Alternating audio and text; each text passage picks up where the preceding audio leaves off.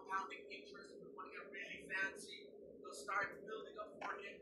And despite the completely dancing camera, just building his third item went for the Sky Piercer first. So they're banking on the idea that eventually they're going to start getting more kills for this creature, which again could be devastating if they do get those kills and they get those fights.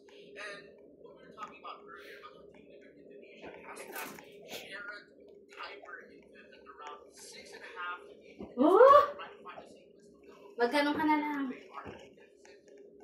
Drawing ka na lang. They force that fight into the river. Get it to the point where thinking that ID's early lead has been moved. So it's a little bit more of an even ball game with this first Lord. Sonic is aware of their powers by they know they're going to be able to face off against DLI a little bit more comfortably. Naku, hindi pa naman bibigay ng baby ko sa teachers ang kanyang Valentine gift. Walang pasok. Pasok ba yung mountain?